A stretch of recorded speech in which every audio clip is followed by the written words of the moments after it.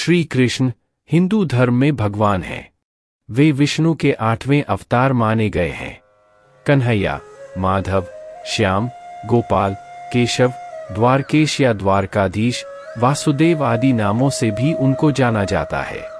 कृष्ण निष्काम कर्मयोगी, आदर्श दार्शनिक, स्थितप्रज्ञ एवं दैवी संपदाओं से सुसज्जित महान पुरुष थे। उनका जन्म द्वापर युग में हुआ था। उनको इस युग के सर्वश्रेष्ठ पुरुष, युग पुरुष या युगावतार का स्थान दिया गया है। कृष्ण के समकालीन महर्षि वेदव्यास द्वारा रचित श्रीमद् भागवत और महाभारत में कृष्ण का चरित्र विस्तृत रूप से लिखा गया है। भगवद गीता कृष्ण और अर्जुन का संवाद है, जो ग्रंथ आज भी पूरे विश्व में लोकप्रिय है। इस उपदेश के लिए कृष्ण को जगतगुरु का सम्मान भी दिया जाता है। कृष्ण वसुदेव और देवकी की 8वीं संतान थे। देवकी कंस की बहन थी। कंस एक अत्याचारी राजा था। उसने आकाशवाणी सुनी थी कि देवकी के 8वें पुत्र द्वारा वह मारा जाएगा। इससे बचने के लिए कंस ने देवकी और वसुदेव को मथुरा के कारागार में डाल दिया। मथुरा के कारागार में ही भादो मास के कृष्ण पक्ष की अष्टमी को उनका जन्म हुआ। कंस के डर से वसुदेव ने नवजात बालक को रात में ही यमुना पार गोकुल में यशोदा के यहाँ पहुँचा दिया।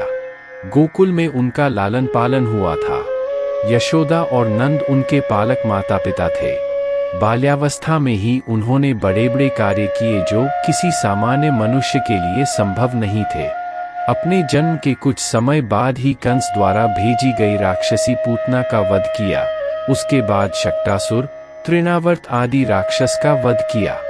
बाद में गोकुल छोड़कर नंद गांव आ गए। वहां पर भी उन्होंने कई लीलाएं की, जिसमें गोचारण लीला, गोवर्धन लीला, रास लीला आदि मुख्य है। इसके बाद मथुरा में मामा कंस का वध किया। सौराष्ट्र में द्वारका नगरी की स्थापना की और वहां अपना राज्य बसाया। पांडवों की मदद की और विभिन्न संकटों से उनकी रक्षा की। महाभारत के युद्ध में उन्होंने अर्जुन के सारथी की भूमिका निभाई और रणक्षेत्र में ही उन्हें उपदेश दिया। 124 वर्षों के जीवनकाल के बाद उन्होंने अपनी लीला समाप्त की। उनके अवतार समाप्ति के तुरंत बाद परीक्षित के राज्य का कालखंड आता है। राजा परीक्षित, जो अभिमन्यु और उत्तरा के पुत्र तथा अर्जुन के पौत्र थे, के समय से ही कलयुग का आरंभ माना जाता है।